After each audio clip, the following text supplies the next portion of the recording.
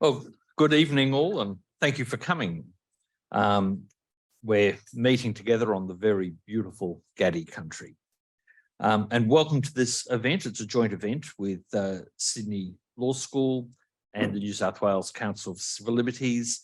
I'm Stephen Blanks. I'm standing in for the President of the Council for Civil Liberties, who unfortunately can't be here tonight, Josh Pallas. Very pleased to be here. The right to protest has been an important issue that I've worked on during my time with Civil Liberties.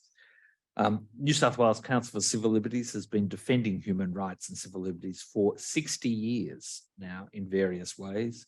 For many of its years, it's been through providing direct legal assistance as well as advocacy and policy work. More recently, we're focusing on the advocacy and policy work.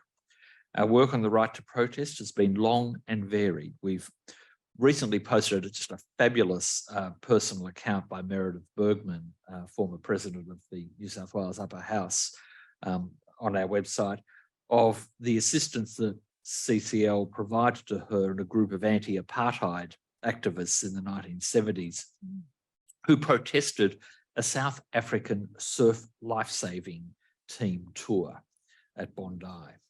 It's an amazing account. We were involved in defending the 78ers at the first Mardi Gras, and more recently we've supported feminist and refugee rights activists who've faced repression while protesting. There are many CCL people around today. If you're interested in joining our organisation or volunteering with us, just come up and chat to us. Anne is at the back with some fabulous new t-shirts, which are available for purchase. There's lots of issues that we're involved with, lots of things people can do. So if you're interested in getting involved, you'd be very welcome. Tonight, we've brought together activists with academics to discuss the repression of protesters in New South Wales and what we can do collectively to fight back against this oppression. While there's been a lot of media attention directed to the crackdown on climate protesters, it's happening to everyone. We hope that you leave this event with more knowledge about what's happening to the right to protest in New South Wales, but I also hope that each one of you leave this place and commit to doing something about it. I invite all of you to join the World Environment Protest on 5 June, which is calling for the repeal of anti-protest laws which have been particularly directed at environmental protesters.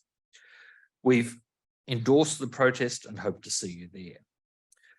Before handing over to Simon Rice, to Professor Rice, who I've known since we were at University of New South Wales Law School at the same time, I'd like to thank the people who behind the scenes helped put this event together. Carla, Ashley, and their team from the law school, and Anne and Melissa from New South Wales CCL. I'd now like to introduce Simon Rice. Simon, of course, doesn't really need an introduction here, but he is the Kim Santo Chair of Law and Social Justice at the University of Sydney Law School and a consultant lawyer at Chalk and Berendt. Simon has practiced extensively in poverty law and community legal centres, particularly anti-discrimination law. He's been president of the Australian Lawyers for Human Rights and an advisor to the Joint Parliamentary Committee on Human Rights. He has personally encountered the police while observing protests. Simon. Thank you. As Stephen mentioned, we're on Gadigal land. I could spend a long time talking about that in the acknowledgement. It's commonly said that we're on unceded land, and I don't think people fully understand what they mean when they say that. It means that under international law, we're here illegally. This land was taken from people who didn't consent to it being taken, and it's been occupied ever since by people who have not consented to its occupation. So being on unceded land is a very serious matter to observe, and it tends to be a bit of a tick box. I acknowledge the traditional owners of the land, and that too is often a bit of a tick box. Traditional owners are people who understand land and space and connection between people and land in a way that is beyond our comprehension. And we really ought to be trying much, much harder than we do to fully comprehend we will never fully comprehend, but to know and respect the fact that the Aboriginal elders whom we acknowledge understand this land better than we ever will. We have so much to learn from them. It's more than a tick box acknowledgement. It's an acknowledgement that we should be learning from the people whom we have marginalised and oppressed. And that's a theme for tonight. Few people in our community have been more subject to the harsh laws of protest and the harsh discretion of police who regulate protest than our Aboriginal community. So when we're talking here today, acknowledging the traditional owners of the land, we're acknowledging those who have, it's invidious to say, I don't believe in superlatives, I won't say most, who have suffered as much or more than anybody under our protest laws. As Stephen also just mentioned in passing that Josh Pallas, the president of CCL, can't be here. He's unwell and he would be here. This is his idea. I want to acknowledge that Josh conceived this, he organised it, he invited the people, and it's a great pity he's not here to be with us tonight. But we're very privileged to bring together academics and activists. I'm going to introduce our panel and then a bit of a Q&A. We'll talk about them. We'll talk about it. I was actually talking to people completely unrelated in my Pilates class today about protest. So I'm doing this protest thing tonight. And they said, yeah, protest, what's going on? And I thought, people know about this. This is not just activists and academics. People out there know that something's happening with protests in New South Wales.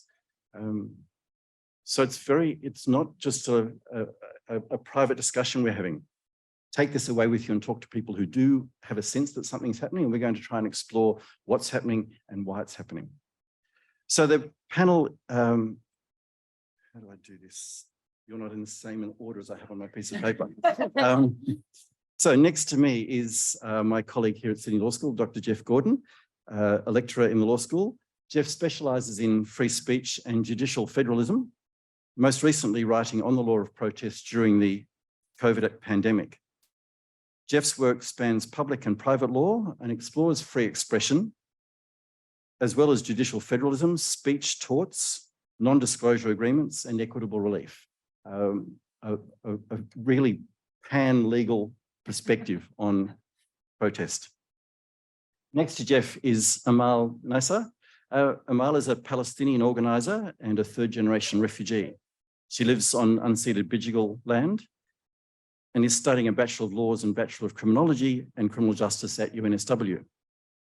I met Amal when I was introduced to her by her supervisor to talk about her current honours thesis, which is a critical analysis of the criminalisation of protest in liberal democracies using Marxist state theory for her for that law honours project.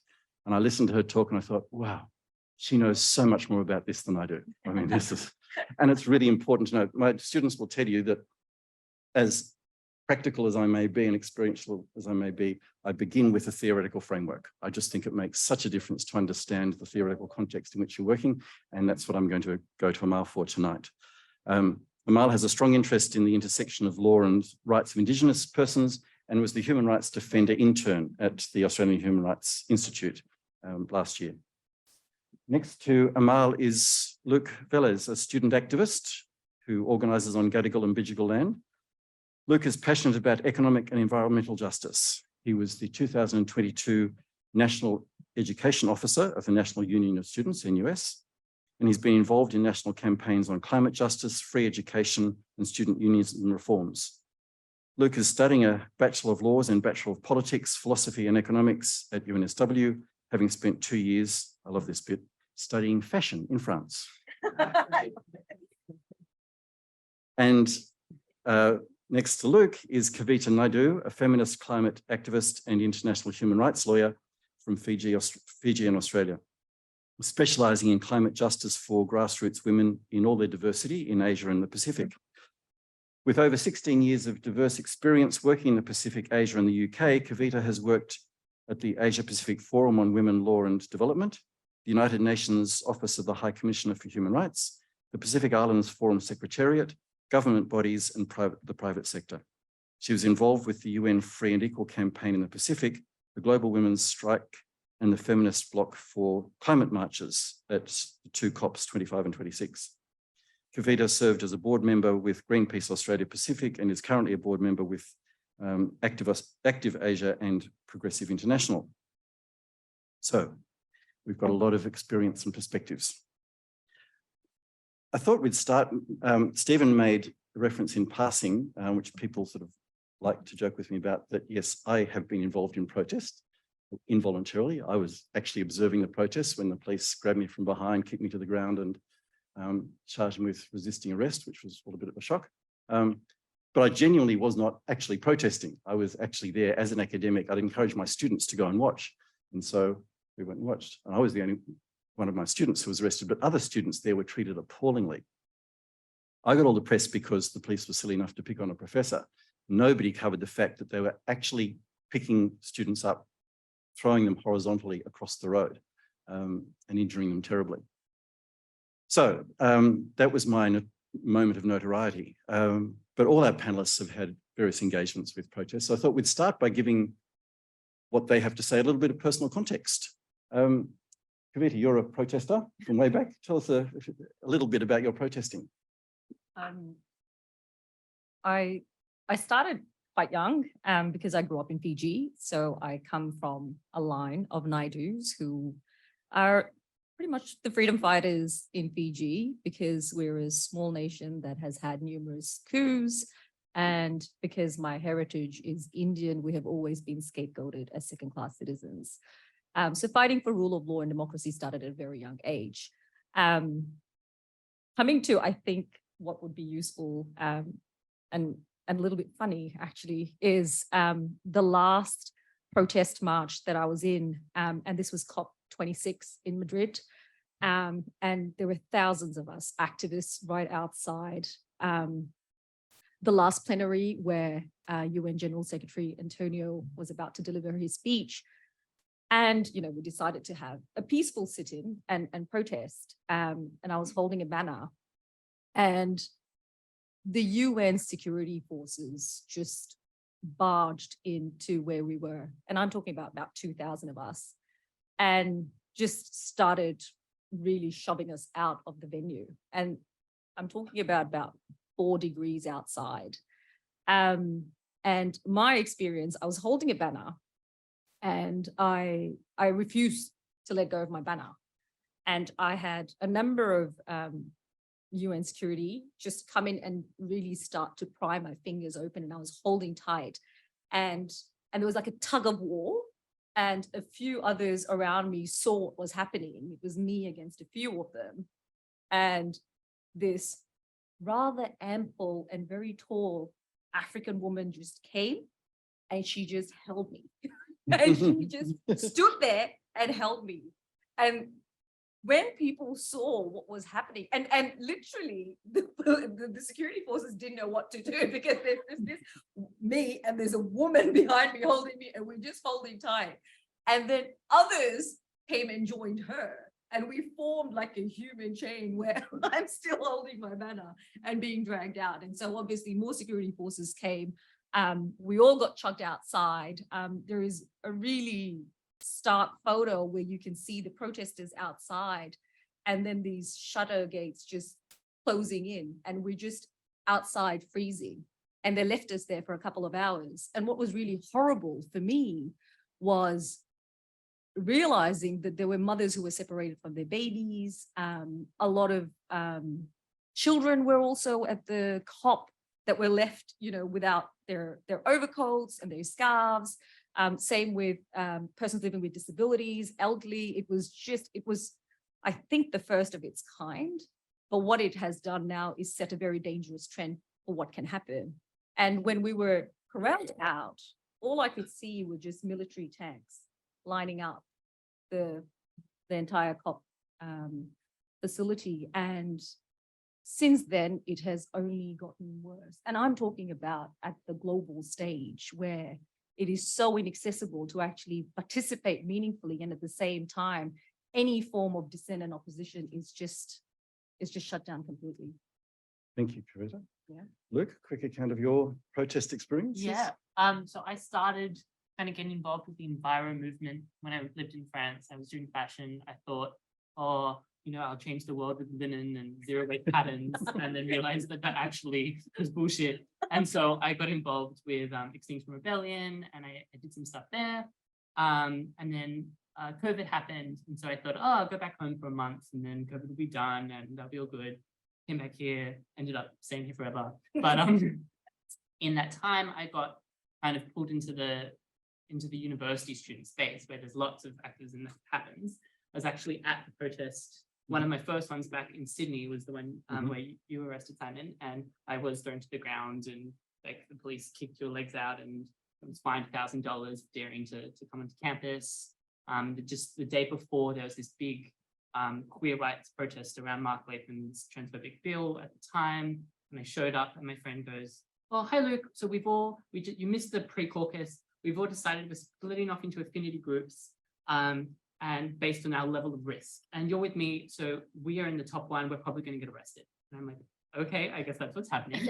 And most of us did get arrested. I managed to not, but it was this awful. We're walking down Oxford Street and then through Hyde Park and sort of get kettled outside of Starbucks, and then the cops are coming in and pulling one person out at a time as they get in closer and closer. And I was really surprised because this was not at all the kind of culture that I'd experienced in Paris when I was involved, that there was just such a different kind of level of militancy that was accepted from protesters. And then the one here at UCID around the Jobs Ready Graduates program were being chased across the Victoria Park with cops and horses. And it was just like ridiculous before like a really small protest, maybe 100, 200 students daring to say like, we don't want our uni fees to double. And all under the guise of, oh, COVID, it's not safe. Where it's like, was safe. No one got COVID from that. There was all these precautions. And I'm sure we're going to get onto later about how COVID sort of changed what that dynamic is. More recently, we were just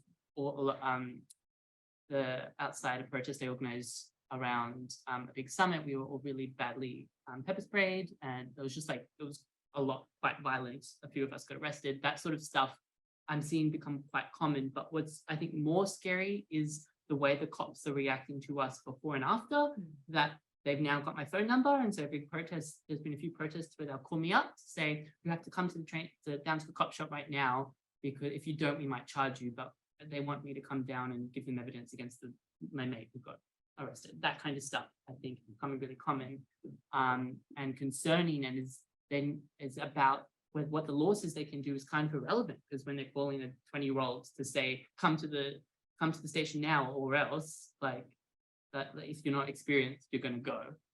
Which for the record is the dumbest thing you could do. You don't pick up your phone when the cops call. But there's a bit of a tip. Thanks very much, Luke. Amal? Yeah, I remember being at that protest that Luke was talking about, where students got pepper sprayed, and it was probably one of like the most abhorrent images that you could see, which is just like a bunch of young 20-year-olds just want to protest vice chancellors and their really horrible policies. And, you know, the cops are on the side of the vice chancellors who, you know, are on $1 million salaries, and they're doing absolutely fine. So, but for my experience personally, I predominantly have organized in the Free Palestine movement and the Free Palestine space in Australia. I am the descendant of Palestinian refugees before me. My dad used to organize when I was a little baby, and he was at the those early 2000s protests, and his stories are probably much more better than mine. But in the last couple of years, especially in 2021, when we had the when we had a new war on Gaza, and there was a lot of mobilization around that.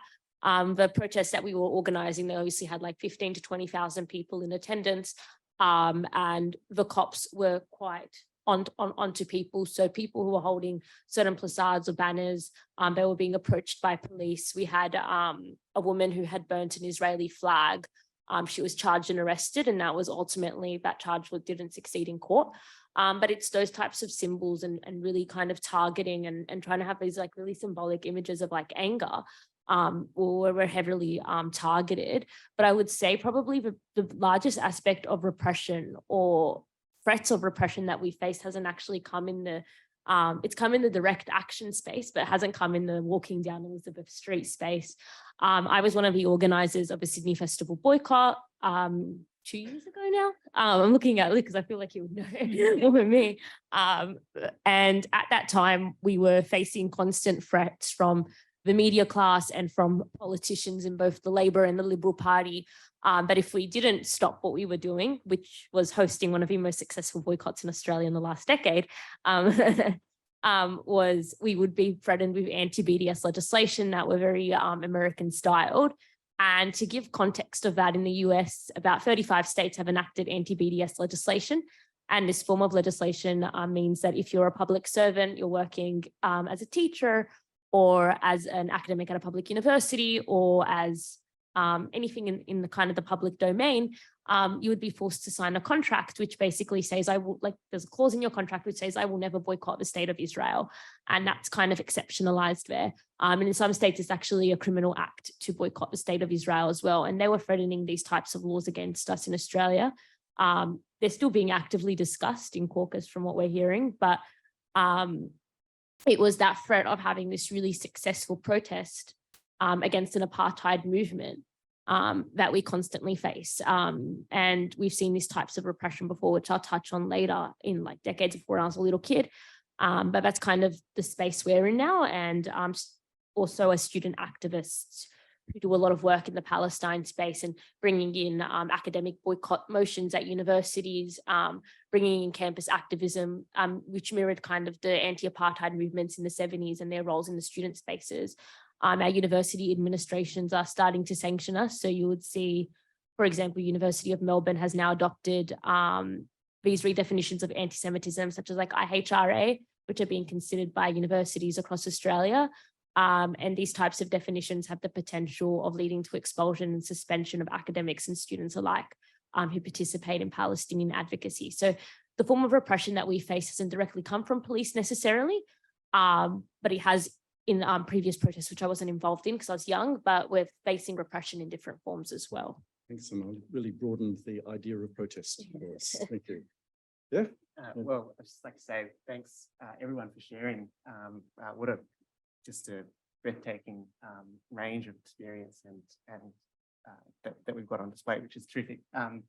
As an academic, my interest in protest is primarily theoretical, but I will share one personal anecdote. When I was a student at Sydney Uni, and we marched to the city in protest of the war in Iraq. And one of the sort of searing images, speaking of symbols, that sort of burned into my head, and I found myself reflecting on more and more as I've sort of deepened my interest in the law and in the law surrounding protest, is image of a police officer on horseback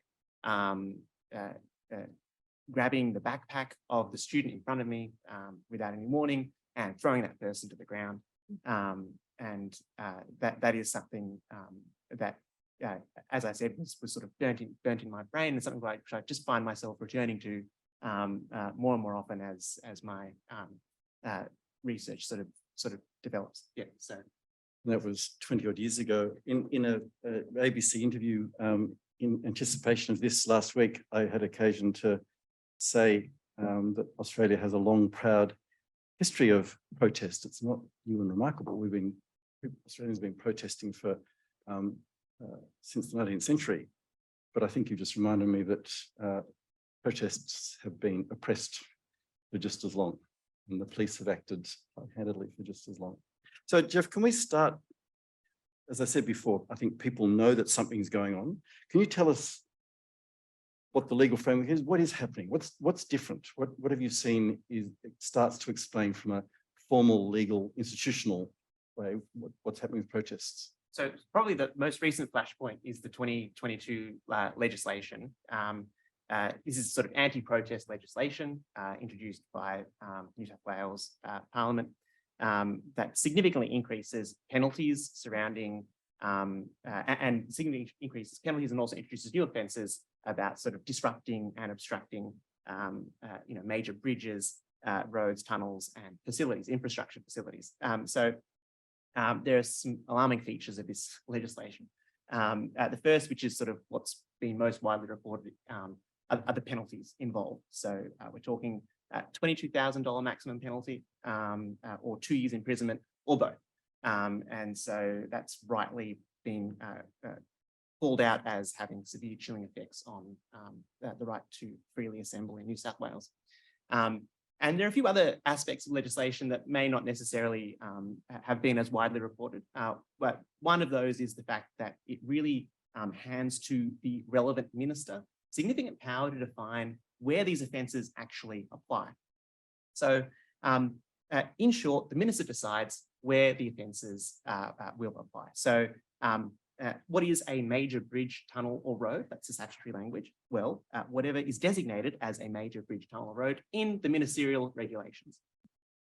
And so currently that definition includes, for example, our main road. So what's our main road? Well, who knows? I guess that just awaits further interpretation.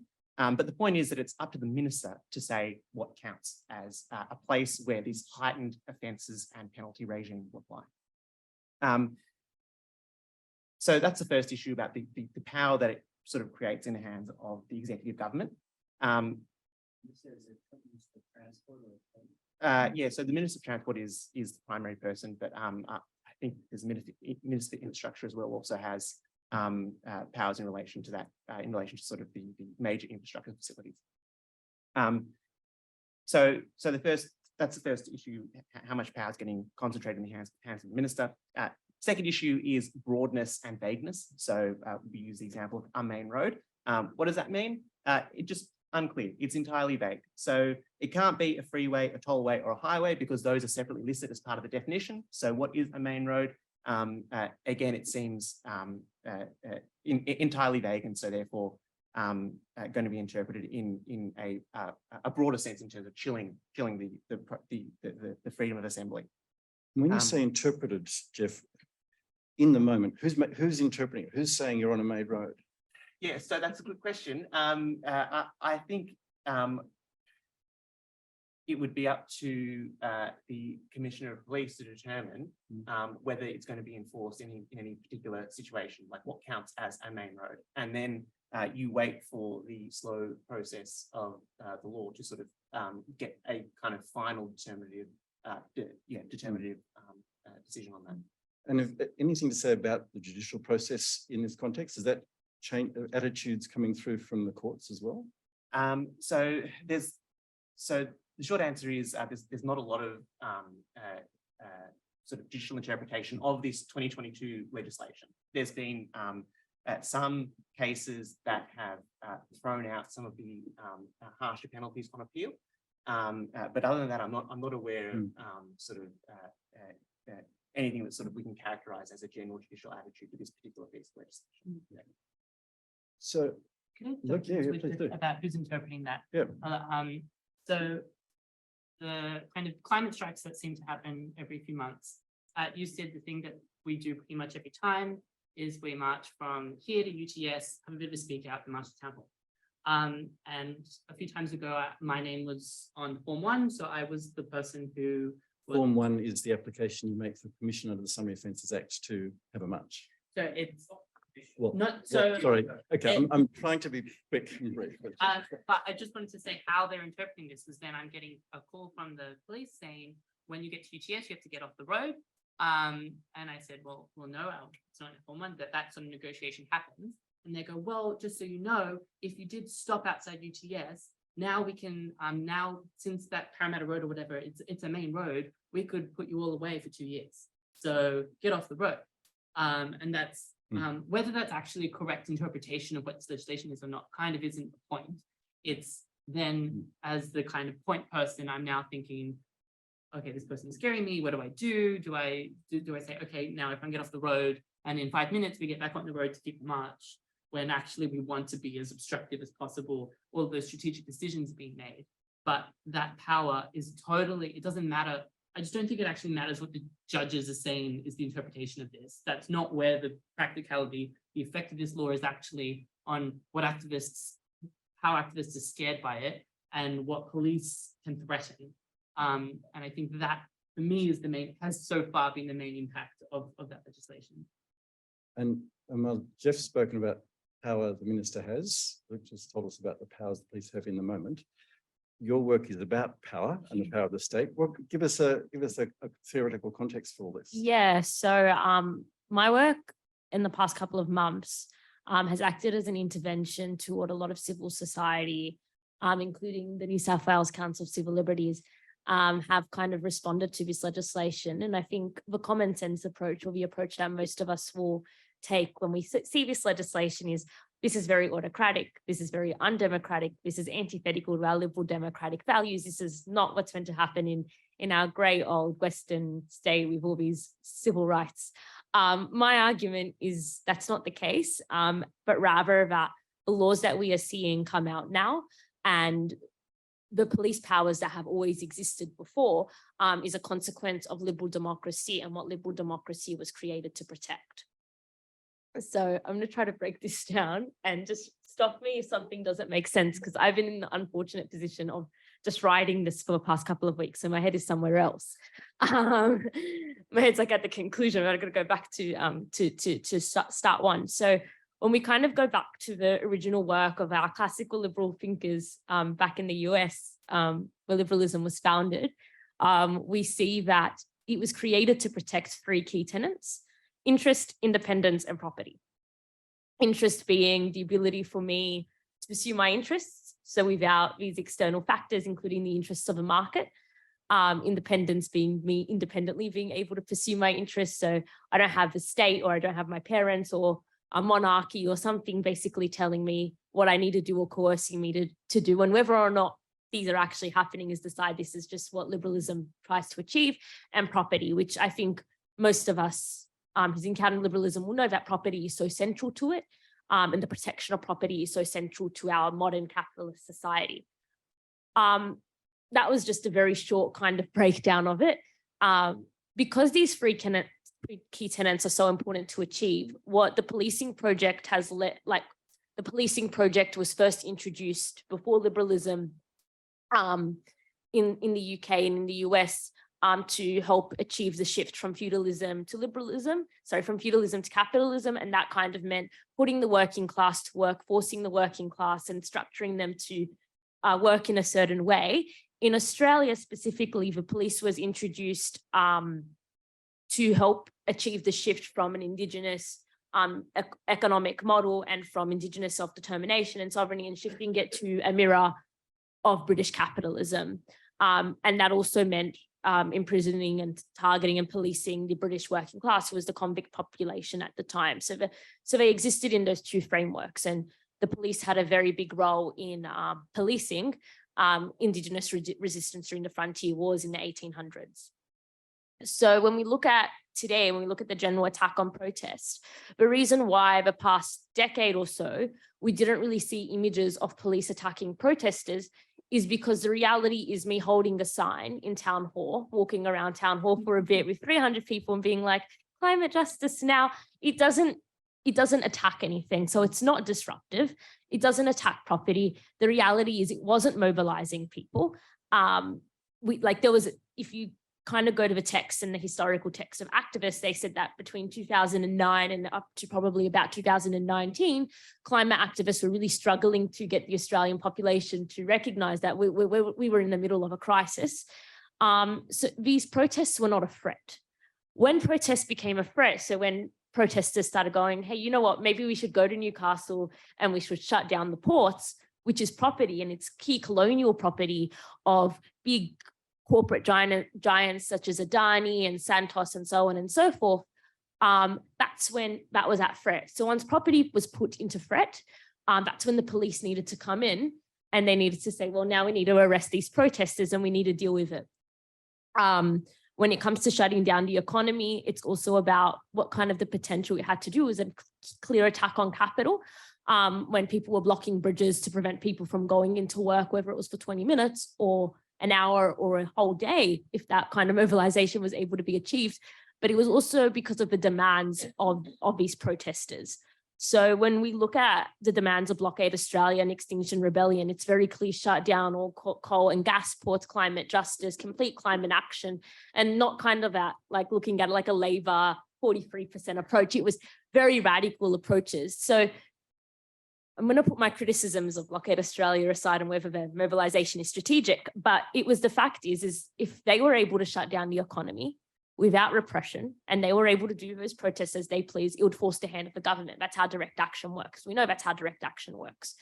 And the laws that the government were going to have to put in place were laws that would harm property, it would harm colonial property, and or harm the system of capitalism altogether. And that's what liberal democracy exists to protect. So that's that. But what I wanted to kind of hone in on is that this is the second half, which is a bit more complicated, is that what we don't realize is we see the laws that came out last year and we see the policing practices as kind of these new things that we haven't seen before. They're unprecedented. But as kind of Jeff noted before, this has always existed. Repression has existed as long as protest has existed in Australia. We like to look back to the 60s and 70s a lot as the activist left and also the academic left and go, what a moment that was for protest. And I think we forget that they were some of the most heavily repressed and policed protests in Australia's history. That's actually around the working class movement in the 60s and 70s is where the public order legislation that we see in the ACT came about. It's where that came in. And there were a lot of like interesting laws and legislation that were put in place to target apartheid activists, anti-Vietnam War activists, and so on and so forth. So a working class movement ultimately led to those laws going away. And then we didn't really have a lot of protests for a couple of years. We didn't have a lot of direct action. And now as direct action comes back and we're kind of in this political conjuncture where Australians are very mobilized against climate change, we're not in this kind of this bubble of no climate action and protest is becoming more heavy-handed. The state has needed to intervene to create laws to target these protesters and to make them appear as criminal. So that's kind of what we've seen over the past. Thank you, general. Amal. Yeah. Before I come to our protesters, do you see what you've just heard from Al in the laws that you've been looking at? Yeah, certainly. I mean, like the parliamentary rhetoric surrounding the passage of the legislation was kind of I don't know, what you might call it a reactionary populism, where you designate the protesters as, quote, eco-terrorists, economic vandals, and so on. That's to drum up support for policies that is then taken to the next election. And so the other thing that I'll say is that the officials don't get to dictate the manner in which protests are carried out. So it's like, part of the right of free assembly and free expression includes the choice in which the manner that the protest is carried out. So a lot of the parliamentary rhetoric and political rhetoric was like, if it's only done in an orderly and organized manner in concert with the New South Wales Police Force, and that's fine. We're not going to use these, trust us, we're not going to use these repressive laws against them. But it's a very weak conception of free assembly to say that that right does not include an actual choice as to how protest is conducted. So I think it's entirely consistent. Yeah. So that leads nicely to, if I could, to Luke. Yes. You are making choices. Yeah. And you touched on it before when you gave the very real example of being confronted by the police on the main road outside your house. But this environment that's been created, what does it do for choices you make, whether and how to protest? I think the starting point is, I think the kind of NGO academic sphere has overblown the kind of impact of these protest laws, because I think the key point for me is the right to protest doesn't come from legislation. It comes from people protesting, and that's how you win the right to protest. And so what we can talk about, how do we legislate that? But at the end of the day, whether or not you're repressed doesn't really matter about what the law says. It matters how many of you are there.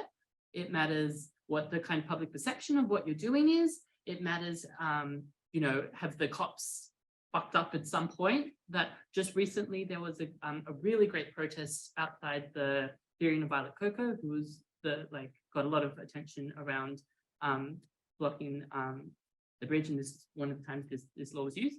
And there was the Form 1 was really heavily negotiated, and so the march route was we were going to march on the footpath to the courthouse. And then there was like one cop there managing it. And then a few protesters just sort of ignored what he said and got on the road. And then there weren't enough cops and there were more of us. And so we had the road and we marched down the road and it was a great environment. And that was kind of accidental, wasn't super strategic on the organizers' part. I wasn't organizing and I was just there. But we had the right to protest there because of how many of us were there. It wasn't because of what a minister has said. And so, yeah, I kind of like to push back a little at this idea that that the paradigm of what we can do as lawful protests has really shifted, because we decide that based on how we protest. And I think Australia as a culture, well, at least my generation doesn't have a good culture of protest. We don't get out on the streets very often. The union density is really low. I was in the tube recently and I was the only union member in that whole tube. Like the notion that our power comes from collective action isn't really ingrained in our culture. And I think that's what's missing. It's not about what our laws are. It's about that willingness to get out on the streets. I guess that's my... Can I ask you something? You Yeah. very briefly just touched on, in my head, I heard you talking about media and perception. Yeah. So we're here talking about defending protests in New South Wales. And it strikes me that one of the challenges in defending it is the public perception of protest. Yeah. So stopping people going to work in the morning, it's a debatable tactic because of the adverse perception. Now, the media will adopt a view, and generally it's fairly hostile. They love photographs of people behaving badly, and they love headlines about. So how do you manage I understand what you're saying about it's what matters on the ground, Yeah. not what the law says, Yeah. but what's happening on the ground needs to sell in Yeah, some way. totally. And so how do you manage that perception challenge? So I think the media has been really bad for protest culture in Australia. And I think the first trap we've fallen into is buying this violent, non-violent tactic of, oh, we're the good protest, we're non-violent.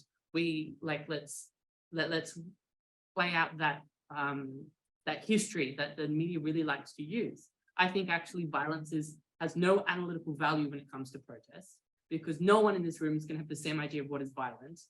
And it some people think blocking a road is violent. Some people might think evicting a single mother is violent. Are the police always violent, or are they legitimate? Is carrying a gun violent? Like all of that, those questions is property damage violent? I just think that whole framework is silly, but that's what the media has bought into. And as a result, when protesters talk to the media, when we get any media, it's very much, I'm a good one, we're a non-violent protest. And I think that's our first strategic mistake. I think the second strategic mistake is relying too much on mainstream media as kind of a broadcast, instead of thinking the way you bring people to a protest isn't because The Guardian has written up a great article about a climate strike happening. It's actually, I'm involved in a community and I brought 10 people in from my community, and that's organizing. And so I think really we should be more willing to reject that kind of, we need press angle. And that is the strategy I advocate. Yeah, my God. So I just wanted to add something on that, because I totally agree with Luke. And like on a theoretical framework, so the concept of what Luke was describing on the violent, non-violent paradigm that we see in the legal sphere, in the media sphere, that we see even coming out from places like Human Rights Watch and Amnesty International, when they're talking about the general like policing of protests and reasonable force and all this nonsense, is like consensual hegemony. Consensual violence. And that's a like concept from Gramsci, and it's really interesting because the idea is that we've all been fed these ideologies around like the rule of law, and we're all treated equally under the law. And if a police officer touches me at a protest, they can just take him to court, and everything will be good in the world, and not really taking like on those power imbalances that exist in the state. And we've also been fed ideologies about what type of protest is criminal and what type isn't. Like if tomorrow I went to an arms manufacturer and who is complicit in murdering innocent children in Afghanistan, and we decided to do some property damage, it's surely us that is going to be seen as the violent protester. And they're going to be like, why couldn't you just stand in front of the factory and hold a little placard and smile as people walked in? And we've got to kind of resist the ideology that's being fed to us from the political class, from the media class, and at times even from the academic class, And we need to actually consider who's violent here, the state or the people, because 100% of the time it's going to be the state. The violence that we are seeing being perpetuated around the climate crisis is coming from corporations, it's coming from state power, and it's not coming from people who are blocking roads and bridges. And that's why a lot of the time when police and when laws come in, it's why there's bipartisan support for these laws, because it's so consensual. But people have been fed that if I don't get to go into work in the morning, that's a bigger disruption to me than if my house was flooded into 3 years' time and I have a home to live in. So no one's going to work anymore. So these are the things that we need to be resisting. And I genuinely think that the best way for us to do that is resisting it in our conversation at homes, in our conversation at works, in our conversations in executive committees, but also like joining your union and doing these rank and file like actions and kind of resisting a lot of the leadership, which has now joined a lot of Labor's bureaucracy. So I think the biggest thing that we do need to be fighting is the ideology that's being fed to the people. So the violence that is being perpetuated by the state is no longer consensual. Kavita, a global context for this, what have you seen elsewhere that helps us understand what's going on here? It's a hard act to follow after these two, I must admit. But I think pulling the threads, I agree fundamentally there is a problem in the social attitudes of the general Australian public. Australia remains a settler colony. It is a white supremacist, conservative Christian and patriarchal state. And our legal systems, economic systems, even our social systems are defined entirely by colonialism, patriarchy, and capitalism. And what we have is an entire population, particularly in cities and urban areas that are privileged, that conform to this ideology where they do not understand the concept that there is such a thing as weaponizing laws against fundamental freedoms, because their freedoms are actually not being impacted. The freedoms that are being impacted are those of First Nations, people who are Indigenous, migrant communities, refugees, and looking at these communities, because we know Australia is a multicultural society with diverse communities, but a large number of those communities have fled persecution to come to Australia, that come from a history of genocide and dispossession. So for them to be privileged enough to live in Australia, they choose not to engage in questioning the power of the state at every level, because for them, there is safety and security.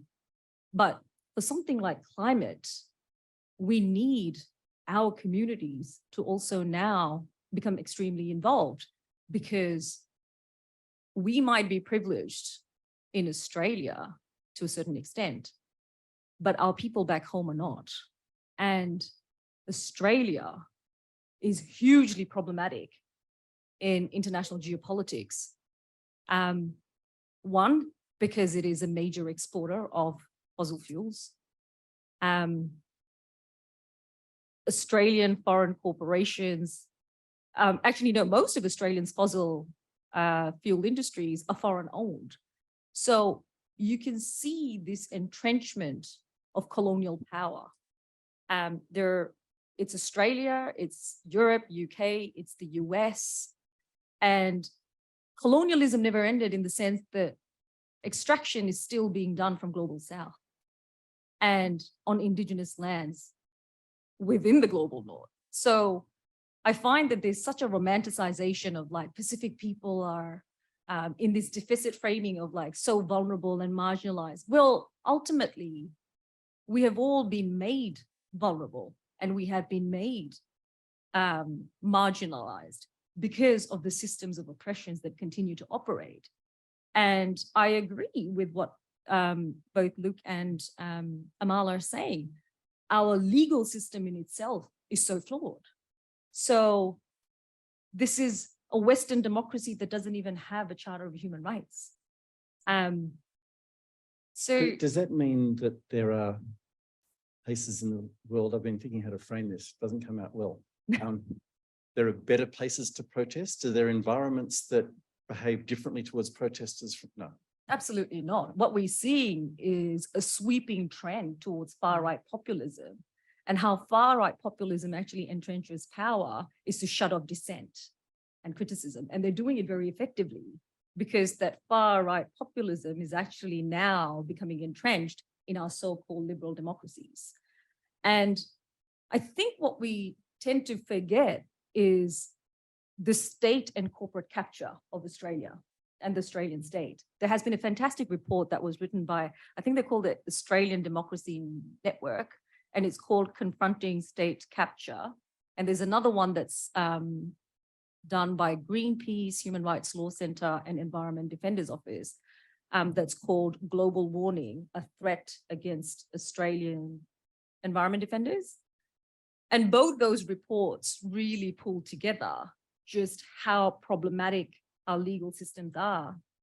And the fact that there is, again, this trust, and I'm talking about trust across all communities in Australia, that the police are always right and fair. You think that's right? Do Yeah, people think no, that? no, absolutely. It's- Judges may be police too. No, No? there's like a certain level of respect, and it's supposedly working to protect people. But like Amal has said, historically, I'm all about abolishing the police, because the police is actually the arm that's used to sanction violence, and it's police in Australia, it's militia in the global south, working in collusion. But ultimately, it is the fossil oligarchy, its corporate interests, that have completely sabotaged and hijacked the state. So today, what are we defending protest from? From an increasingly autocratic state, from an increasingly free exercise by police of discretion they have, from the increasing power of capital? I could go on. What are we defending it against? The list is endless. I think to start with, the focus should not just be against the anti-protest laws. The focus needs to be on weakening democracy in Australia, leading to laws such as this. So media censorship in Australia is hugely problematic. Signing an AUKUS deal that cost 368 billion to the Australian public funding is Make the connection. So increasing militarization Right. in Australia, media censorship, Mhm. anti-protest laws. I don't think Okay. there's any climate legislation and policy that comes anywhere near the kind of emission and reduction that's needed for Australia. Even energy, Okay. just the discrimination and inequality, and where Australia's position is, particularly on these international treaties that are coming around. What you'd find Australia now, this whole idea, and I find this in the climate movement, Labor has come into power and everything will be solved. But this is absolute bullshit, because Labor was part and parcel of passing many of these legislations that is shrinking civil society. I was saying to Stephen beforehand, it'll be a testament of our New South Wales Labor government having been so craven in opposition. See how they behave now. Anyway, I digress. Jeff, I'll just be positivist for a minute and come back to the laws that are getting trashed. The laws are discredited for being effectively in service of capitalism, and they're also being marginalised as largely irrelevant to what's happening on the ground. What's your take on that? So I think I agree with both perspectives. I think there's elements of truth.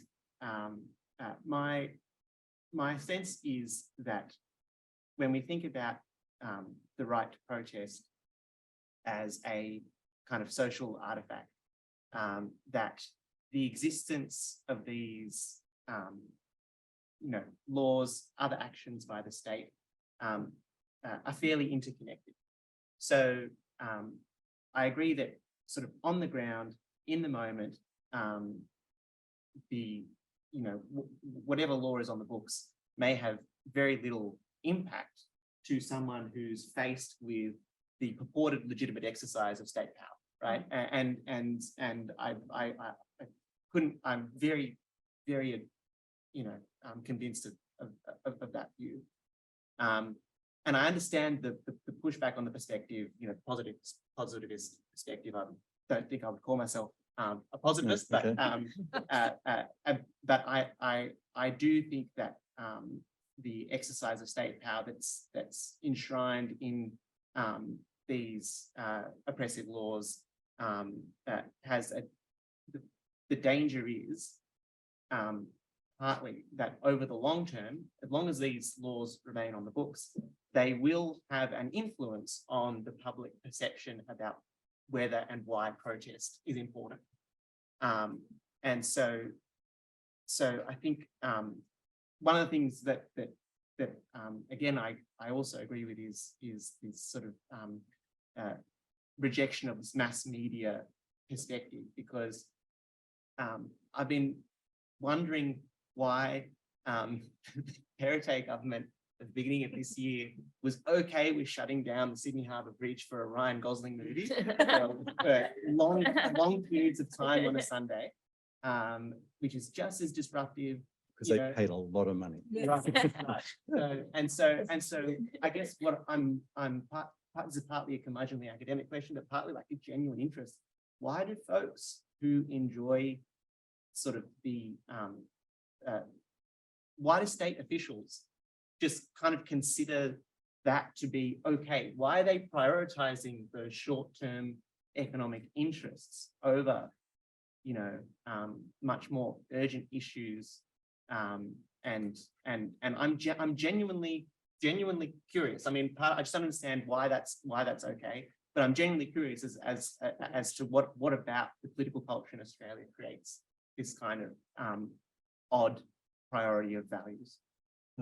Just give you notice, in a few minutes, I'll come to you for questions for the panel. Just hold the thought. I'm letting you know so you can formulate it perfectly. I'll come back to you. Okay. Just hold it right there. Just a little catch up. We've covered a lot of territory. We've got a pretty devastating analysis of the way things are. We've got a fairly honest account of how hard it is. And I have to say my sense is of how almost unsalvageable it is. That this is a direction, I know, Amadi, you're reminding us of the romantic heady days of the 60s and 70s, and it's cyclical and we're coming back and things are getting, and it's different now. There's social media and so on, which adds another dimension to it. But is all this inevitable? Do you see the prospect of change in your hands? Can we get to a stage where protest is more legitimate than it seems to be at the moment? Yeah, sorry, I just wanted to, yes. So I think it's first just important to know that Australia is not alone in the attacks on protests that we're experiencing. If anyone, if we're looking at just environmental protests specifically, I encourage everyone to go home, if you already don't know, to look at the Dakota pipeline protests up in the US and to see how heavily land defenders and Indigenous people were brutalized by a very militarized police force in the US. So the US also had this seemingly large break from direct action up until the Occupy movement in 2010, where the police started becoming very heavy-handed against protesters. And now it's kind of just a daily thing that we see. And something that's not shown to us a lot in the media is a lot of the protests around Cop City in Atlanta, and the way a lot of land defenders are being shot over there by police. And in the UK, they're kind of mimicking the same bill that we have here in Australia. So I think but we can get a lot of lessons from the US as well, is that despite how heavy-handed the police force are, despite the National Guard being called on direct action protesters, is that they have continued to mobilize and they have continued to say, we're going to defend ourselves against the police, because at the end of the day, the police force is numbered. And if the Australian people, showed up and we were like, you know what, I might get arrested today, but if 15,000 people came, I probably won't be. And if we really just showed up to kind of actions that are being led up by students, by activists, by organizers on the ground, and we just showed up to them, we will be able to build like an actual mass to be able to kind of defend ourselves against the repression. Because at the end of the day, it's bipartisan. We're not going to see a repeal in these anti-protest legislation. We shouldn't expect a repeal, but we should be working really hard within our unions, within our grassroots organizations, and within our communities to show up to protests, which are going to be heavy, like really, really like attacked by the police. So whether you're looking at an environmental protest or now a lot of the anti-AUKUS protests that are going to be coming up in the next few months, I think it's really time that we kind of mimic the strategies that are being used by people in other Western democracies, which is just building masses and numbers to protect people from arrest and from really ludicrous charges. And then, yeah, on a legal level, probably building centers so then people can get free legal advice. Like that would be really helpful. So, yeah. So Luke and Kavita, your sort of optimistic sign off, how are we going to defend protests? So obviously I think protest works because I do it. And sometimes it feels a bit like a weird religious cult, like we're going on a pilgrimage to town hall every Saturday or Sunday, or whatever the sermon is on housing or climate or queer rights or whatever. But I think what protest is just a label we give some forms of collective action, right? And I think when we're talking about why protests work or why do it, it's because that collective action is where we're powerful. And it might be outside town hall, but it's also in our workplaces. It's going on strike. It's other forms of democracy within our society, right? And I think there are good signs and good things happening about greater democracy and greater engagement. We've seen a few great union wins. I know I live in Newtown and there's a local bookstore that's now got the best working conditions in all of New South Wales because all the casual workers joined RAPU and unionized. Here at UCID, it's like the longest industrial action campaign of a university ever. I think just there's things happening that's positive. And I think that we should maybe be conceptualizing this around collective action and collective power than just protest, because that's a really arbitrary label about certain forms of collective action. And I think there's progress that can happen. And it has to happen. Like, that's the only way we will be powerful to win anything. Thank you. Kavita? Story of hope. In Australia, you can see the increasing number of climate litigation cases that are going to court. And last year, the first case, climate case, but on human rights grounds, has been filed. So Australia, I think, has the second highest number of climate litigation cases in the world. So the good thing is that hopefully there is an independent judiciary and we start getting some jurisprudence that would help the cause. So we need to test these laws. We don't just need to find children to go to court to test these laws. I think a lot more should be involved. But I'm an activist. I'm not a practicing lawyer. And for me, I believe the master's tools won't dismantle the master's house. So it's all about breaking the rules and shaking shit up. Good, thank you. Okay, hand up at the back. Yes, there's a microphone coming to you. Ooh, there's a microphone. No realize. I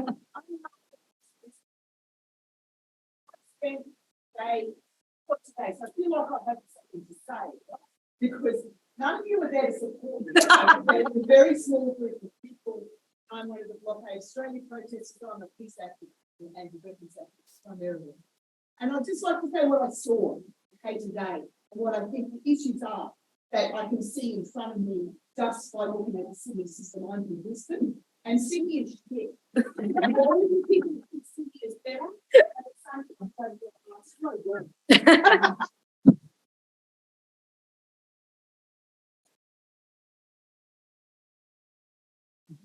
Passport, strike force guard, they are disgusting. They have too much power. And you reference the sort of cultural power that they have, but sort of looking up to them. But they also have structural power, and I'll talk a little bit about. Well, not too long. We're going to spread it around, okay? Margaret? Yeah. Lawyers are too lazy and have nothing to do. I had a great lawyer today, and I really, really pleased with that. But it's been very hard for us to find good lawyers who will actually support us and stand up for us. The lawyers negotiate too much at every level inside the system, which has been really bad for us.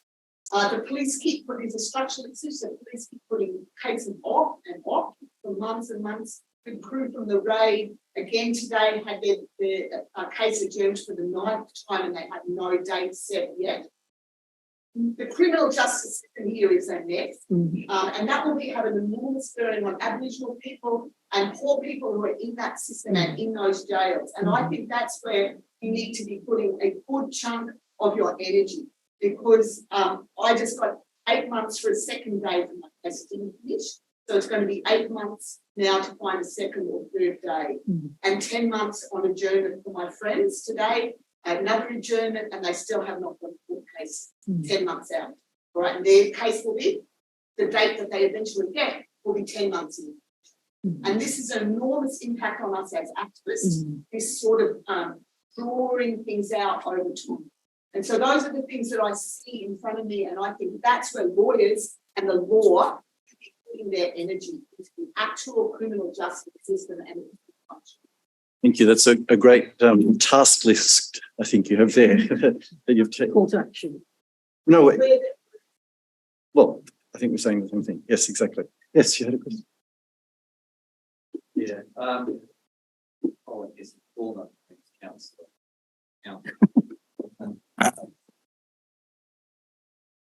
Thank all the panelists for their contributions. That's the interesting stuff.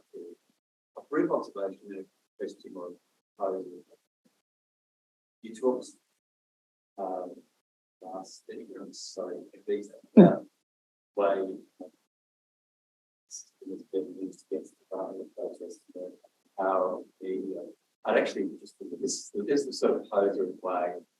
You can read the Sydney Morning Herald why they beat up the fear of China and the military industrial complex. They're actually doing the same thing on property right now. For those of us who campaigned at the last election, I campaigned in an area around the South Coast. Poverty around housing is bad and becoming worse by the day. You know, the Sydney Morning Herald running a really big campaign saying we need, the state government needs to give absolute power to developers to build for-profit housing. You're not going to solve the problem. Yeah. So the question I think that Kalira and you raised with others at the board, which is the question, how are we organised? Now, I'm old enough to remember the 60s, 70s as a child and then as a teenager, but I wasn't involved in the project because I was too young. But it seems to me there are some things which I've also seen change. I mean, I've actually worked for NSW for 10 years. Unionist, so but hardly anyone has said, hardly anyone are actually members of political parties, much less active. The question is, I think one of you said, might have said, we must organise or we must protest. Well, I agree, but who are we and how do we find them? Because that seems to me is the question. In fact, almost as Peter said earlier, we are a very privileged part of society because we get very civility. And I think a lot of people are frankly very, very comfortable or concerned they may lose comfort. Not really necessarily drop the boat. I don't think it's just people from overseas. I guess the question is, how do we organise? Well, you're an organiser. I think that's on your job description. How do you think we should organise? I'm going to give thoughts. So I find myself in probably a very difficult part of like the left movement to organise the Palestine. Like, you know, a lot of people get upset when Gaza's being bombed, but there are things happening every day. And there's also like a lot of there's like fear of repression because like allegations of anti-Semitism. Also this art's too complicated and all this sort of stuff. So I found myself organising one of the most difficult kind of movements to organise in. And also dealing with like horrible Sydney Morning Herald stuff. We've done a lot of work on how horrible Sydney Morning Herald is. And I found that the best way to organise is within communities, is finding shared struggle. So within my community, so I come from the Arab community, I'm in the Muslim community, I'm in white, about getting people on the agenda around Palestine is the easiest thing ever. Everyone's like, oh yeah, Palestine. Like I remember when I grew up in Lebanon, and Lebanon was getting bombed and all this sort of stuff. So it's one of the easiest things to get people on board in our mosques, in our schools, in our workplaces, and so on and so forth. But it's then linking back to other struggles. So within the Arab and the Muslim community, due to the war on terror and due to not being Australian enough, the shift was not identifying ourselves as settlers, but identifying ourselves as Australian and trying to assimilate into society. And the younger generation have found ourselves like organising against that, because we want to, like, we're settlers, we're on stolen land, we're beneficiaries of settler colonialism, and we're not Australian. And linking that to Palestine has actually been the best way to organise around that. So developing Black Palestinian solidarity, developed things like the Sunday paper, which I recommend people read, which is actually a boycott of the Saturday paper mainstream media organisation. And that has actually really allowed us to educate the older generations, to mobilise younger people on issues impacting Indigenous communities, like deaths in custody, Invasion Day, and so on and so forth. So you would now see a lot more Arabs are in attendance on those issues. And now my next goal is to reuse those spaces, to reuse these same issues that people understand. People understand war is bad. How do we link that to AUKUS? And how do we link that to a military industrial complex that's being developed? How do we link the Iraq war that all our families oppose to the upcoming war in China that is being planned? And I think it's using your experiences and your common experiences to create those links. Everyone here probably works in a workplace. Even if you're privileged, you're probably exploited in your workplace. Link that back to capitalism and imperialism and settler colonialism, and you've got your best. So I think our goal is we need to educate our communities, establish reading groups and things like that, and we need to find shared struggles to really mobilise people. Yeah. Well, I'm obviously in a really one of the easiest spaces to do organising, a university campus. Like there's no other place where you've got sort of a generationally consistent group of people who come from the same physical space, do the same thing. Like it's just, it happens. And there are structures that have been set up for generations. But I think I'm newly a member of the Greens and trying to get involved, and there are a few other things. And I think firstly, it's like winning makes it easy to win more because people see you can win something. And so I think starting out with smaller groups, doing smaller struggles, whether it's a little bookshop, it's unionizing a small place, it's whatever kind of smaller space that can go into something bigger. I think we often start out with oil and gas, that's the thing. We'll have huge mobilizations. Nothing happens in between, and so that movement doesn't have any kind of deep organizing in communities or in workplaces. And I think that's the kind of groundwork that needs to happen. I think second is we have to be more explicitly political and okay to be political. I'm shocked by how many political spaces think faction's a bad word, a socialist is a bad word. We can't actually kind of language to what we're doing and political ideology to what we're doing. We absolutely have to. I'm a socialist, I'm anti-capitalist, that's good. And I want to be organizing with people who share that view. And so I'm not going to go into a space and pretend we can all agree. And so there's some stuff around the anti-protest stuff that's happened where it's like I've been in anti-protest meetings where it's like a bunch of NGOs want to map out what politicians they should talk to. And I'm thinking that's a stupid strategy. I don't really want to do that. And I think it's good to be explicit about your politics and be able to be like, this is my domain, this is what I want to organize with.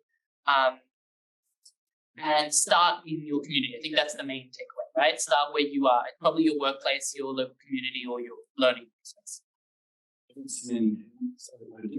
All of a sudden, 1, 2, 3. Yes. Question is for Luke. As somebody who's also studying law, this question come up in my brain often. I don't know what kind of spaces you want to go into within law, but it's how do you reconcile wanting to work within a system that you, I guess, fundamentally disagree with? I have those thoughts. Do you? My forces I just before I came in. I don't know if I graduate this year and having an existential crisis if anyone wants to share. I have having a similar crisis. I think firstly, I think one of the biggest risks to activism is the professionalization of activism.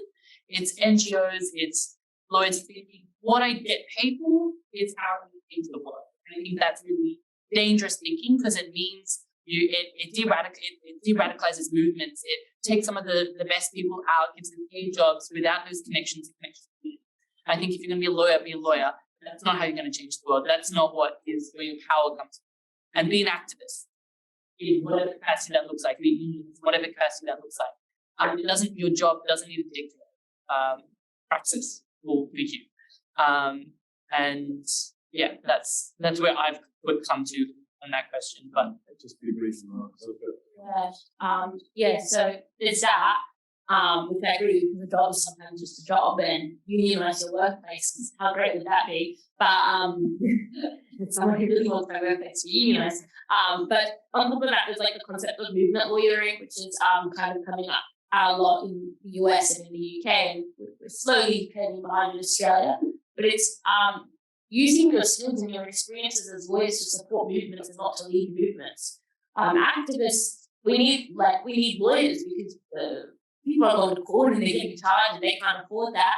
But on top of that, as lawyers who encounter the system and who kind of knows the ins and outs of the system, we shouldn't sit here and be like, this is what the law says and this is how the law operates. We should be critical thinkers. We should say, this is why the law is bad and this is why the legal system is bad, and educate and give alternative modes to education. Because some of our greatest theorists who were about abolishing the legal system were first lawyers.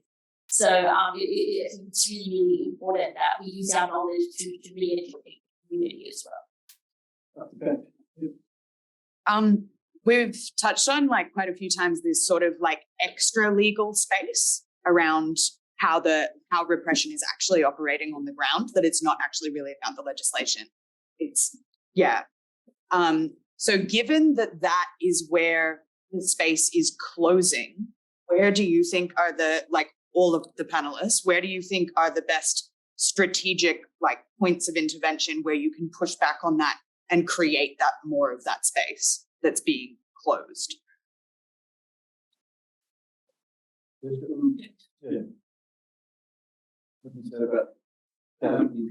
Knowing law as it is. So I guess I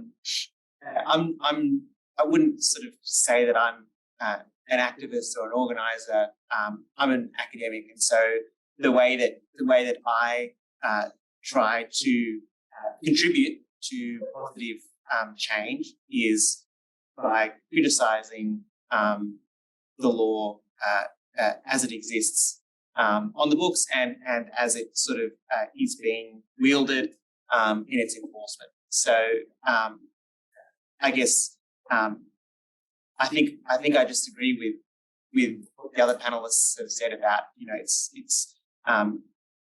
there are a lot of sort of intellectual resources that exist for challenging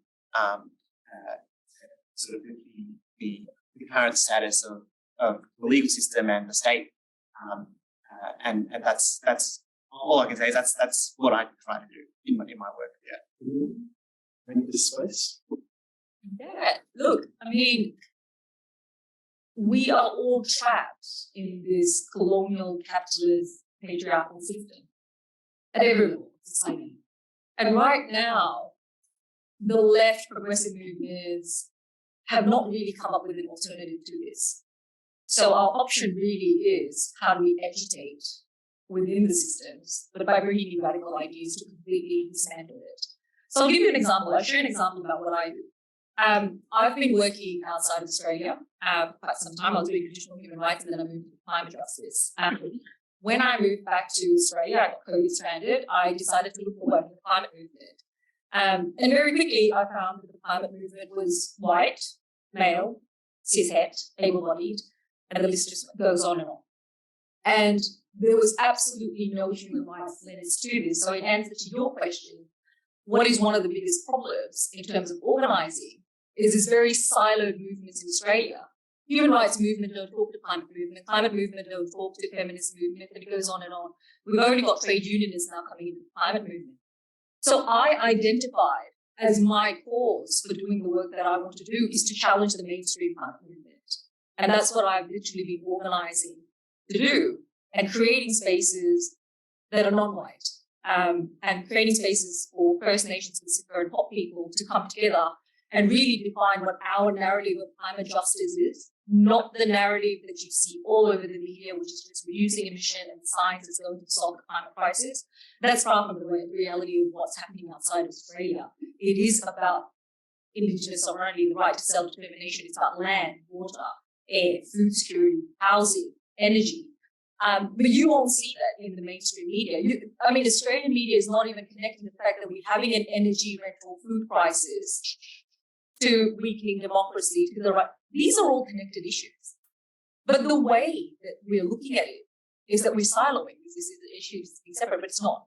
So really looking at the systems of oppression, both internally and externally, and finding a cause. Find your cause and go hard. Thank you.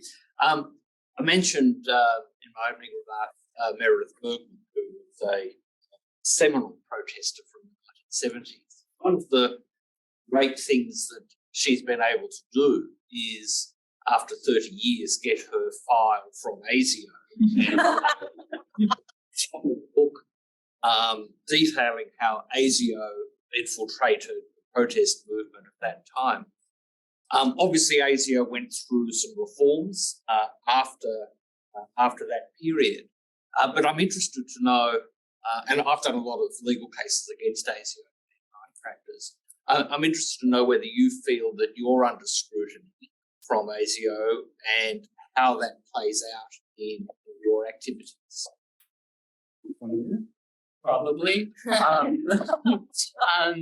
That there's a joke in a collective I'm in that we have to keep really quick minutes without a meeting, so his name was redacted, so we know who he is. Like, it's a joke. But, I think I probably don't take the privacy enough. And one of the issues is a lot of organizing now happens on Facebook. Like, protests, organizing events happen as Facebook events, protests happen as Facebook events. Like, actually the data now is so easily accessible that, like, you don't need an ASIO agent coming into your, like, student collective for them to know exactly what you're doing. There have been cases, I think, recently where there's been surveillance at UC the last couple of years, and so it's happening. We know it's happening. Don't think about it that much. Is my response to it. But there's no regulation around it, is there? No. Exactly. So if you're being surveilled and you get pulled up, what are your avenues of redress? I don't think I'm important enough to be surveilled, but I don't know. I did go to India last year, and the first thing, I received a phone call as soon as I arrived at the airport, and I was told just get off your Twitter camera and leave.